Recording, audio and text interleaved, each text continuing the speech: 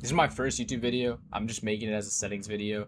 I'm trying to give something so you guys can actually spend time watching the video and understand the settings that you're changing. And if you're copying somebody else's settings, even if they're not mine, or if you're making your own settings, adjusting them to yourself so you understand what you're actually doing instead of just randomly changing the dials and hoping for the best. That's my only goal for this.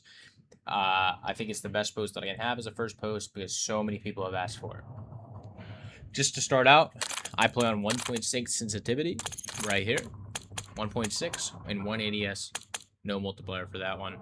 I slide with my right stick, I melee with my circle, I shoot with my bumper, and ADS with my bumper. Just something I forgot to include, I play claw, so I hold my controller just like this with my index finger and my other index finger on the D-pad and in the buttons, just so you don't have to lift up your right stick or your thumb off your right stick. If you play paddles, you don't have to play claw. I will always recommend claw because it allows you to put the time into something to learn a skill like claw, but you'll also just naturally get better at the game. I think that's the main time where I got better at the game was when I learned claw about a year and a half ago or 2 years ago. I think that genuinely made a huge difference for me. It's all up to you. It will cause cramping at first, and I recommend it only because if you want to take the game seriously, but if you just do it for fun, don't try it. Just don't waste your time. If you don't want to learn it, but you still want to take the game semi-serious, get a controller with paddles. I don't like paddles. I feel like I mess up with them a lot. It's all preference. Just do what you enjoy. Just have fun on the game.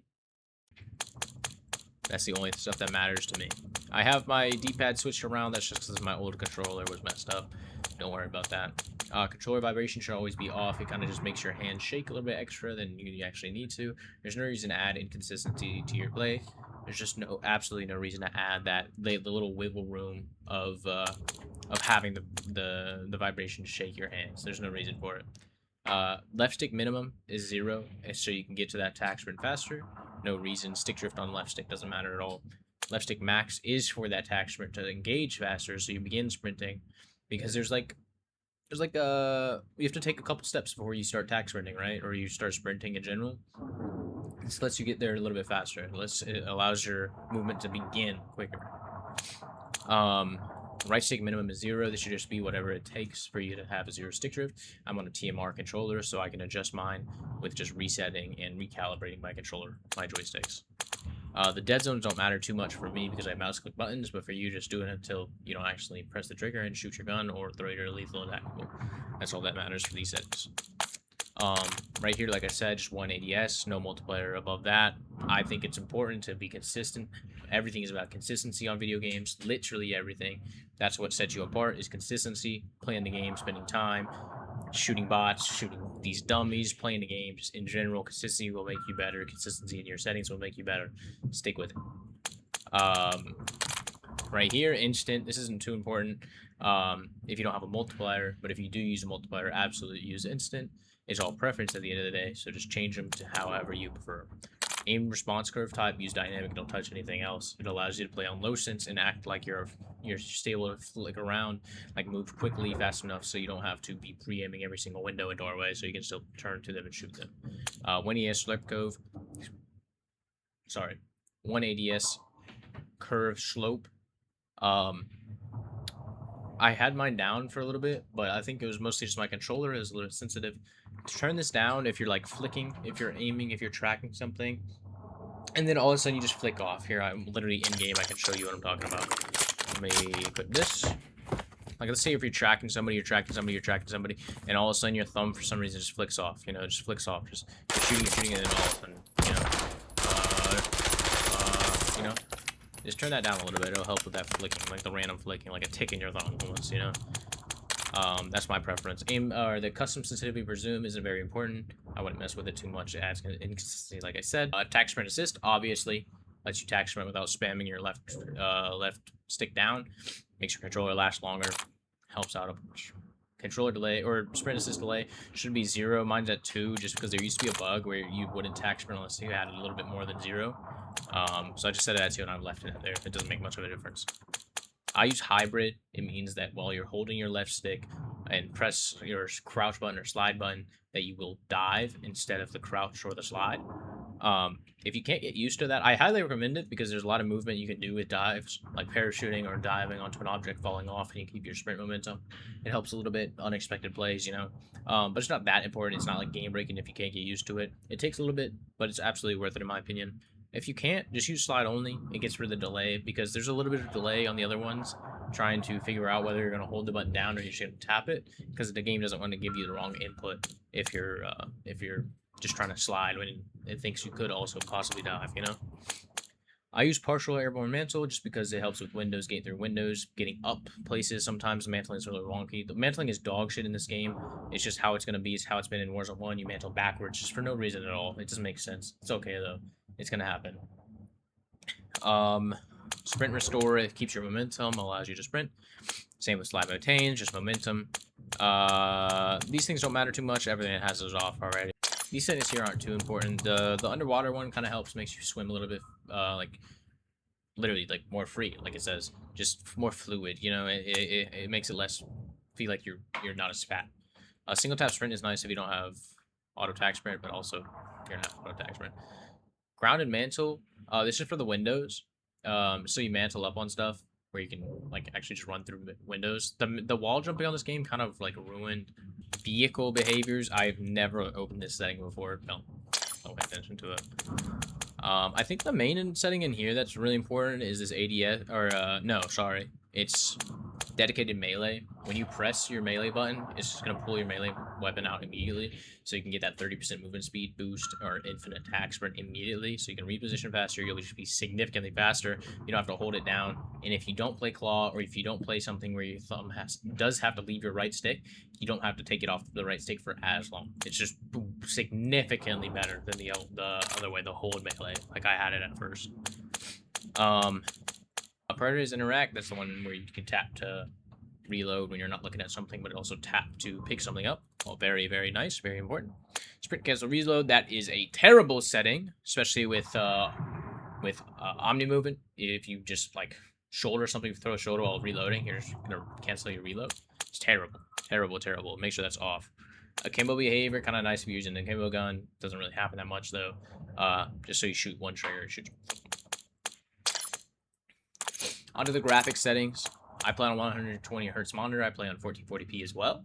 So mine is absolutely going to be locked to 120 hertz. I don't want to play on any lower frames. If you're able to, absolutely turn the setting on. Depends on what you're playing on your monitor, what you're playing on. I play on PS5, like I said earlier in this video. I think it's the advantage of 60 FPS and 1440p is huge. It is huge, especially just like if you're playing as PC players. A lot of PC players won't even be in 1440p. That's an advantage that console can have over PC if you're serious about the game, if you care about it, if you want to be competitive at all. It's just a nice advantage to be able to have. The absolute last thing, I cannot believe I almost forgot it. If you want your game to look like mine does here or on how it looks on stream, it's literally filters in my OBS. It can't look like that naturally for you on console. If you want to replicate it as close as possible, like I have done for myself, you can't really see it because it's on my monitor. But if you want to replicate it as close as possible, just go to your monitor settings and crank your saturation sharpness up. It'll make your game look a lot more brighter, more vibrant, and make your game look like it has filters on it like my stream. Fidelity cast just makes your game look a little bit sharper. Makes corners not look terrible, like blend in with the environment behind them. 120 FOV, of course. Allows you to see everything and no recoil, basically. Affected is nice for the recoil. Wide just allows you to see everything in front of you a little bit clearer. No camera shake, basically.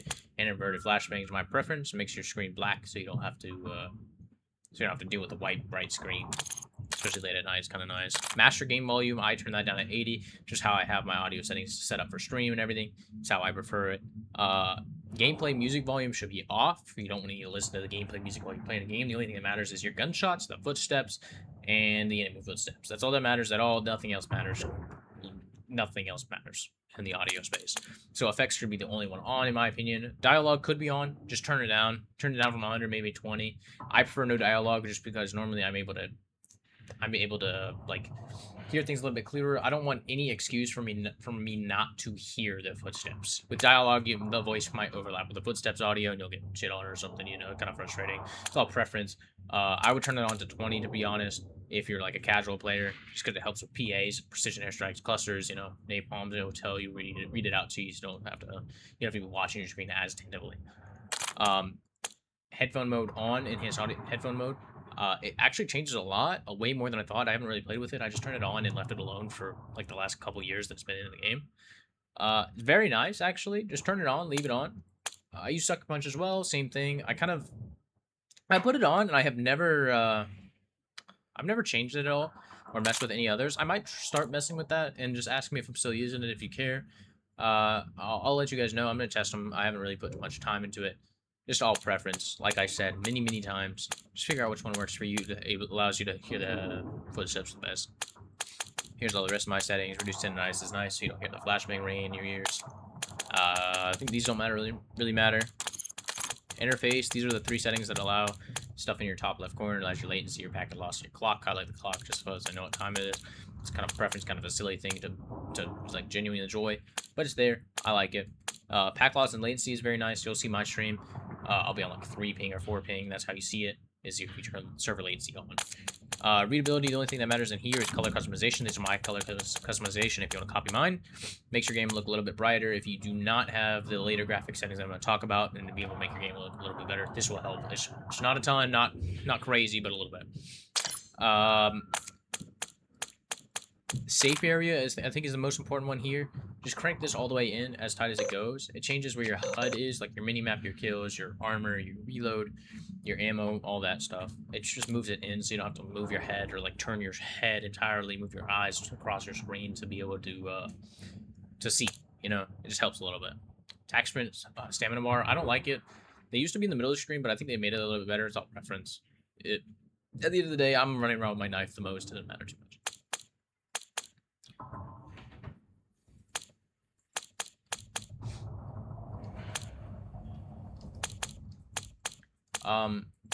This right here, this is my crosshair settings. This is kind of important. Make sure this is on, your crosshair spread. It's so when you jump, your crosshair moves. Not necessarily moves, but your lines move. Your dot will always be in the same place, so that's why it's important. Because your dot will be in the same place, but your hipfire actually does change when you jump. Don't let yourself get tilted or like get annoyed or really frustrated about the game because your hipfire spread is off.